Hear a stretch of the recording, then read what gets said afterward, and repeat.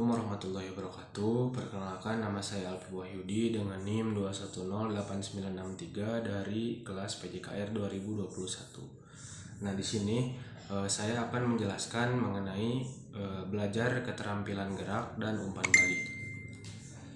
Nah, belajar keterampilan gerak dan umpan balik.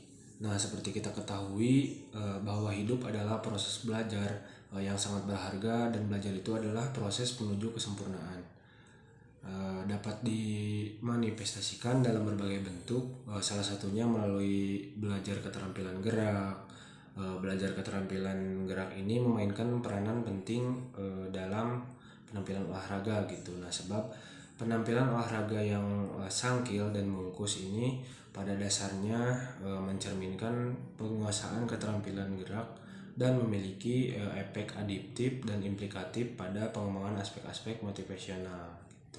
Nah, salah satu faktor yang menentukan dalam menunjang keberhasilan proses belajar keterampilan gerak ini adalah pemberian umpan balik. Nah, oleh karena itu, umpan balik menjadi salah satu pokok bahasan yang akan saya bahas pada kesempatan kali ini gitu.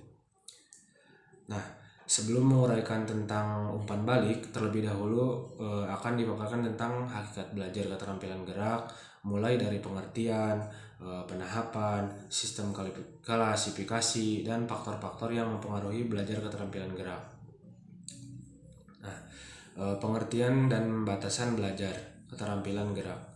Nah, meskipun terdapat berbagai pendapat para ahli tentang pengertian belajar, tetapi di sini saya mengambil secara umumnya gitu ya. Dalam beberapa hal tertentu yang mendasar mereka sepakat bahwa belajar setidaknya mencakup 3 ciri pokok, yakni yang pertama, belajar itu ditandai oleh adanya perubahan perilaku. Yang kedua, perubahan yang terjadi relatif permanen. Dan yang ketiga, perubahan ini diperoleh melalui proses latihan atau pengalaman menurut McGill dan Anderson tahun 2016. Definisi tentang belajar yang sampai saat ini dianggap memiliki deskripsi yang lengkap dan memiliki ketiga ciri pokok tadi diungkapkan oleh Singer tahun 1975.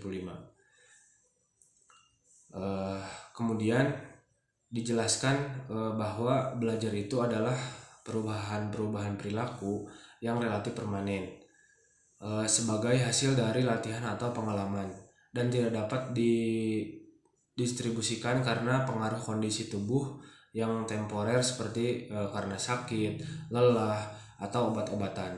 Nah, selain bertumpu pada 3 pokok di atas, definisi yang tadi menegaskan pula bahwa sesungguhnya tidak semua perubahan perilaku itu terjadi disebabkan oleh proses belajar.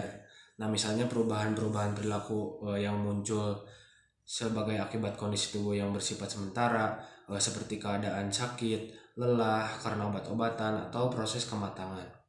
Nah, secara implisit definisi di atas yang tadi saya jelaskan menegaskan bahwa belajar itu pada dasarnya merupakan suatu proses yang merangkum 3 unsur gitu, yang diantaranya yang pertama unsur masukan atau input berupa tingkah laku individu sebelum belajar.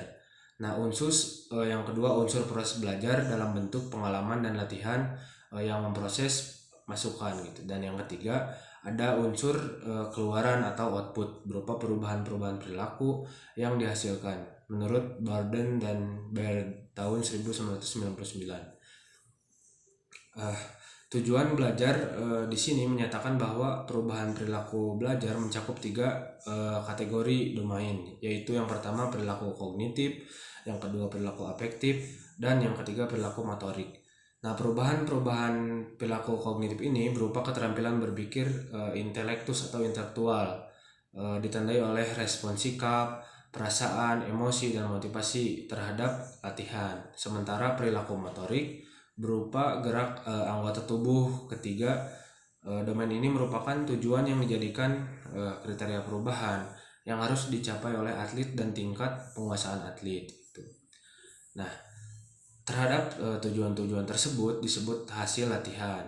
Sesuai dengan uraian singkat yang tadi saya jelaskan, dapat disimpulkan bahwa belajar itu adalah proses yang mengantarkan ke arah perubahan perilaku gitu, baik kognitif, afektif maupun psikomotor, yang relatif menetap sebagai akibat dari proses latihan atau pengalaman dan bukan karena pengaruh kondisi tubuh yang bersifat sementara seperti yang disebabkan oleh sakit, kelelahan, atau obat-obatan. Sedangkan hasil belajar adalah tingkat kemampuan penguasaan seseorang terhadap tujuan latihan yang ditetapkan, meskipun istilah keterampilan ini memiliki beragam pengertian gitu. Tetapi biasanya istilah ini digunakan untuk menggambarkan tingkat kemampuan seseorang untuk menyelesaikan tugasnya. Banyak ahli yang telah mencoba memberikan pengertian tentang keterampilan gerak ini, yang diantaranya menurut Singer tahun 1975 misalnya mengartikan keterampilan sebagai derajat keberhasilan dalam mencapai tujuan dengan efektif dan efisien. Istilah keterampilan diartikan pula sebagai kemampuan prosedural tentang cara menampilkan suatu tugas gerak tertentu yang terentang dari tingkat yang paling sederhana sampai paling kompleks atau sulit, menurut Anderson tahun 1995. Keterampilan gerak ini seperti tadi secara implisit merujuk kepada suatu tugas atau perbuatan tertentu dan menjadi indikator dari suatu tingkat kemahiran dalam kaitannya dengan pencapaian tujuan gitu. Nah, dalam fungsinya sebagai indikator dari suatu tingkat kemahiran, keterampilan dikonsepsikan sebagai kompetensi yang diperagakan oleh seseorang dalam melakukan sesuatu tugas yang berkaitan dengan pencapaian suatu tujuan, menurut Magill dan Anderson tahun 2016. Nah, semakin tinggi kemampuan seseorang mencapai tujuan yang diharapkan, maka semakin terampil pula orang tersebut, menurut Rahman 2002. Nah, lebih lanjut menegaskan bahwa seseorang disebut terampil apabila memiliki kemampuan untuk menghasilkan sesuatu dengan kualitas yang tinggi atau baik gitu, cepat, cermat, dan tepat. Seorang pebulu tangkis yang terampil akan melakukan pukulan smash dengan presentase kecepatan, kecermatan, dan ketepatan yang tinggi gitu. Nah, itu misal contohnya gitu. Nah, selanjutnya ada pengertian dari umpan balik. Nah, umpan balik atau feedback merupakan salah satu aspek penting dalam belajar keterampilan gerak dan penampilan olahraga. Umpan balik ini adalah informasi yang diterima oleh atlet sebagai hasil dari proses observasi yang dilakukan oleh pelatihnya terhadap proses belajar atau latihan dan penampilannya gitu. Nah, melalui umpan balik ini dapat mengetahui secara pasti bagaimana pandangan pelatihnya tentang apa yang atletnya lakukan, apakah gerakannya yang dipelajari sudah benar, perlu perbaikan, atau bagaimana cara memperbaikinya gitu. Nah, di sini fungsi umpan balik adalah memiliki 3 fungsi utama dalam belajar keterampilan gerak dan penampilan olahraga.